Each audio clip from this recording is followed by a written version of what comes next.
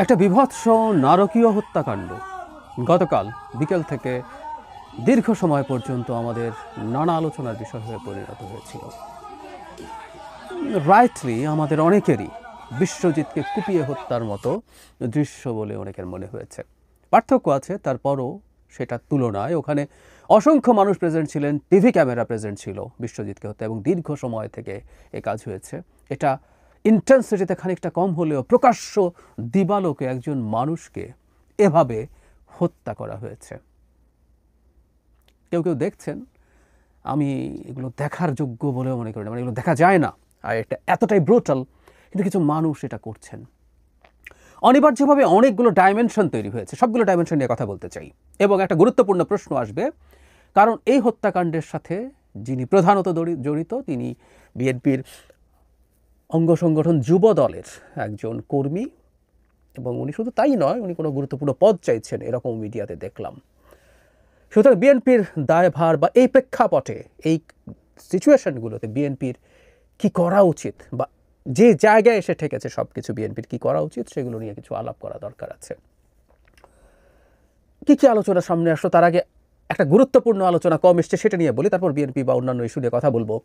দেশের আইন শৃঙ্খলা পরিস্থিতি এই জায়গায় এসে ঠেকেছে, একটা বিরাট কারণ সরকারের নির্লিপ্ততা। বহু জায়গায় আমরা দেখি, এটাও চাঁদাবাজির একটা কেস বলে বলা হচ্ছে, চাঁদাবাজির অভিযোগ, এটা সেটা, খুনের অভিযোগ, কিন্তু কোথাও আমরা সরকারকে খুব সিরিয়াসলি কাজ করতে দেখিনি। একজন স্বরাষ্ট্রমন্ত্রী আছেন, বলা হয় উনি ভালোই মানুষ, ইদানিং ভাইরাল হচ্ছেন একজন পুলিশ সদস্যকে কি কি খেতে বলছেন, নামাজ পড়তে বলছেন, বোকা বোকা লুক নিয়ে সব কথা বলেন, হতেই পারেন তিনি সৎ মানুষ, কিন্তু আটারলি ব্যর্থ একজন স্বরাষ্ট্র উপদেষ্টা, কিন্তু তাকে সরানো হয়নি। মানে সরকারের সেই ইচ্ছেও নেই যে না, উনি কিছু করতে চান, পরিবর্তন অন্তত এই বার্তাটা দেয় যে সরকার সিনসিয়ার। প্রধান প্রশ্ন হচ্ছে সরকার কেন আইন শৃঙ্খলার এই পরিস্থিতি নিয়ন্ত্রণ করতে পারছে না। দেশে ল অ্যান্ড অর্ডার বলে আদতে কিছু নেই। আমি ব্যক্তিগতভাবে মনে করি খারাপ কর্মকাণ্ড তুলনামূলকভাবে কম ঘটছে। আমি শুনেছি কেউ কেউ বলছেন যে কোনো ক্ষেত্রে, সে ধরে নিলাম তাত্ত্বিকভাবে যে বিএনপির কোনো ক্রিমিনাল ক্রাইম করলো বিএনপি দলের কেউ, তারপরে ধরলাম বিএনপিকে তাকে অনেক ক্ষেত্রে তারা বহিষ্কার করলো, তারপর পুলিশ যখন ব্যবস্থা নিতে যায় তারা অনেকেই নাকি অনেক বড় বড় নেতা ছত্রছায়া আছে, এবং বিএনপির কারণে তারা কাজ করতে পারছেন না।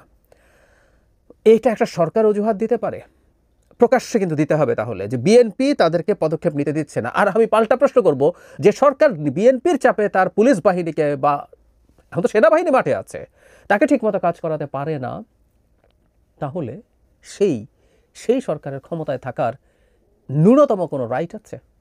সেই সরকার কিভাবে এই দেশে একটা মোটামুটি ভালো নির্বাচন দিয়ে যাবে? ইতিহাসের শ্রেষ্ঠ নির্বাচন দূরেই থাকুক। তো সরকারের ব্যর্থতা নিয়ে আমাদের প্রচুর শোরগোল করতে হবে। এই ঘটনায় গ্রেফতার হয়েছে দেখলাম, তাতে কিছু আসলো গেল না, কারণ এই ঘটনাগুলো এত হয় কারণ এর আগে বহু ক্ষেত্রে সরকার কিছুই করে নাই, আমি যে মবের আলাপ করি, কি ঘটেছে, কার বিরুদ্ধে কি করেছে, কিছুই করে না। ফলে একটা নৈরাজ্যের পরিস্থিতি আসলে ভালোভাবেই তৈরি হয়েছে। প্রচুর যে আলোচনাটা সামনে আসছে, যেটা খুবই মর্মান্তিক একটা, মানে অন্যায় আলোচনা এভাবেও বলবো, সেটা হচ্ছে এরকম যে এই যে মারা গেলেন, তিনি ভালো লোক ছিলেন না, তিনি হাজী সেলিমের কাডার ছিলেন, তিনি বিএনপিতে রিসেন্টলি জয়েন করেছেন, কেউ বলছেন উনি নিরীহ ব্যবসায়ী না, উনি বিএনপিতেও জয়েন করেছিলেন, হ্যাঁ এরকম ছবি ঘুরে বেড়াচ্ছে, এবং তিনি নিজেও চাঁদা চাইছেন, অন্যকে আঘাত করছেন, এরকম সিসিটিভি ক্যামেরার ফুটেজও আমাদের সামনে এসছে। এই প্রবণতাটাও খুবই ভয়ঙ্কর। এটা একটা রাষ্ট্র গঠনের যে পথে আমরা যেতে চাই তার সাথে সাংঘর্ষিক। আমার একটা ব্লগের লেখার হেডলাইনের কথা মনে পড়ল, তখন ইলিয়াস আলীকে গুম করা হয়েছে। দেখতাম ব্লগে কেউ ইলিয়াস আলী ঢাকা ইউনিভার্সিটিতে থাকার সময় কী করেছেন ধরনের আলোচনা করে তার নামে অনেকগুলো কুৎসা দিয়ে বলার চেষ্টা করছেন যে তিনি খুব খারাপ মানুষ ছিলেন। তখন আমি একটা হেডলাইন আমার একদম স্পষ্টভাবে মনে পড়ে, ভীষণ খারাপ, কোট আনকোট, ইলিয়াস আলীর নিখোঁজ হওয়া কি জায়েজ? সুতরাং আমরা কেউ কখনো কোনোভাবে যেন এইরকম একটা বিভৎস মৃত্যু কার হয়েছে, তিনি কি সন্ত্রাসী নন, চাঁদাবাজ নন, আওয়ামী লীগ ছিলেন সেখান থেকে এখানে এসছেন, সে আলাপে যাওয়া অন্যায়। এটা আমরা করতে পারি না।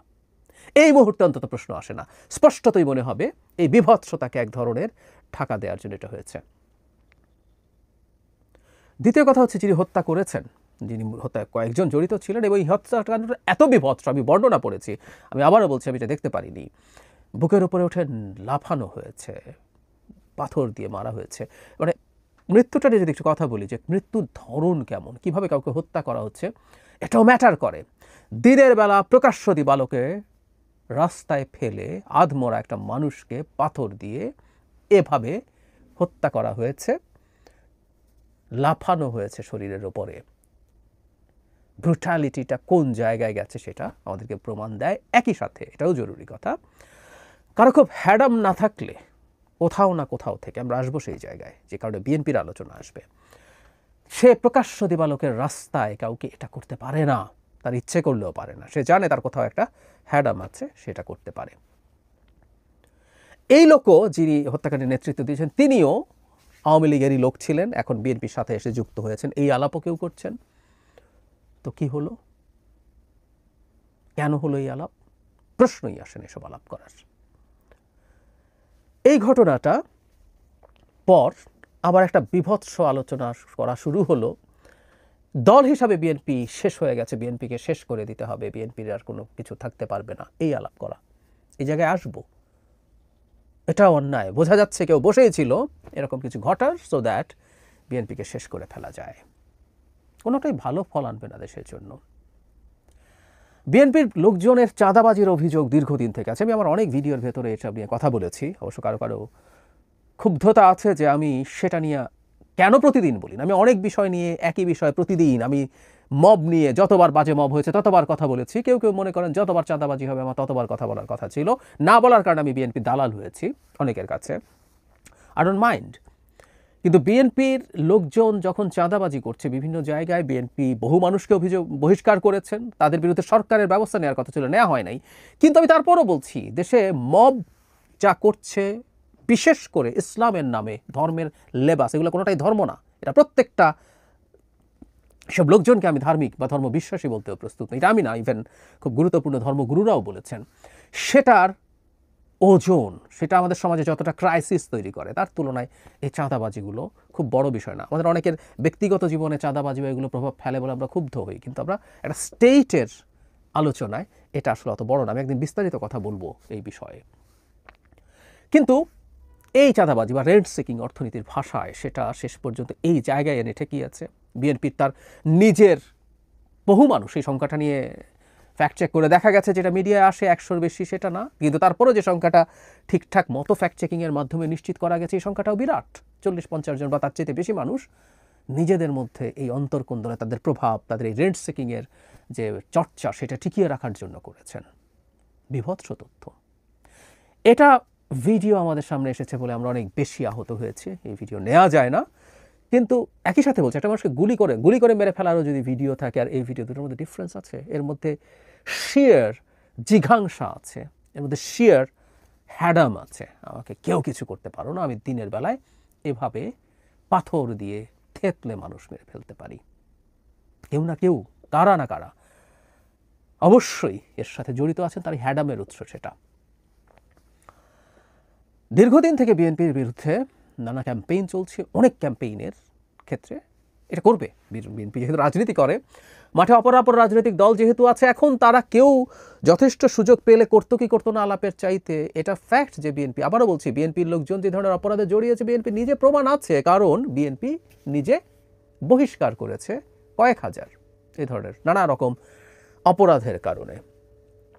এখানে বহিষ্কার সম্পর্কে বলি, এই পুরনো ঢাকার ঘটনাটার বহিষ্কারটাও একটু বিএনপির দিক থেকে অত্যন্ত দায়িত্ব জ্ঞানহীনতা বলবো আমি। সেটা হচ্ছে তারা গতকাল তাকে বহিষ্কার করেছেন, অথচ এই ঘটনা ঘটেছে তার দুদিন আগে।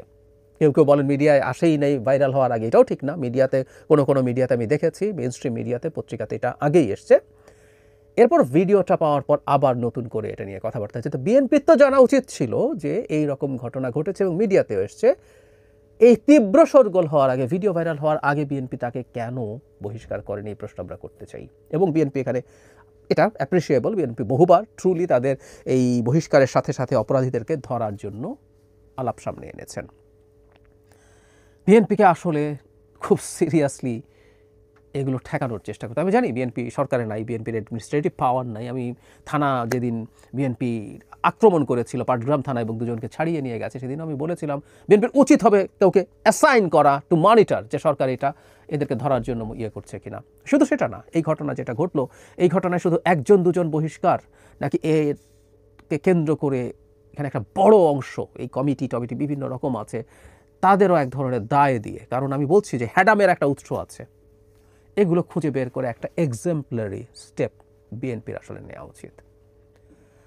5 আগস্ট পরবর্তী সময়ে বাংলাদেশ যে পাল্টে গেছে, বাংলাদেশের বহু মানুষের, অসংখ্য মানুষের চিন্তা যে পাল্টে গেছে, এটা বিএনপির টপ লেভেল, একেবারেই যিনি টপে আছেন তিনি খুব ভালোভাবে রিয়েলাইজ করেন বলে আমি তার প্রকাশ্য বহু কিছুতে দেখি, তার বক্তৃতা, তার লেখা, টপ লিডারশিপে অনেকের সাথে কথা হয়, সেখানেও দেখি যে তারা সেটা ফিল করেন, বোঝেন।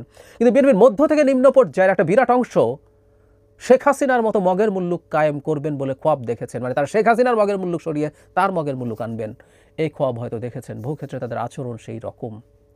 এখন সেটার লাগাম কিভাবে পড়াবে সেটা বিএনপি জানে। ওই যে বলেছি যে শুধুমাত্র একজন দুজন না, একেবারে কার প্রভাবে, কার হ্যাডামে তাদের হ্যাডাম তৈরি হয়, সেরকম কিছু মানুষজন খুঁজে বের করে খুবই টাফ কোনো সিদ্ধান্ত নেওয়া একেবারেই জরুরি বলে আমি মনে করি। অনেক রকম বিপদ না হয়ে আছে, এরকম প্রত্যেকটা আইনশৃঙ্খলার ঘটনা নির্বাচনকে অনিশ্চয়তার দিকে ঠেলে দেয়, বুঝতে হবে বিএনপির। এবং যে ক্যাম্পেইন তার বিরুদ্ধে হচ্ছে, এবং যে কথাটা শুরুতে বলছিলাম, এর মধ্যে একটা বিভৎস অন্যায় ক্যাম্পেইন হচ্ছে, মানে পারলে এখন বিএনপি নিষিদ্ধ করে দিতে হবে টাইপের আলাপ কেউ তোলার চেষ্টা করছেন।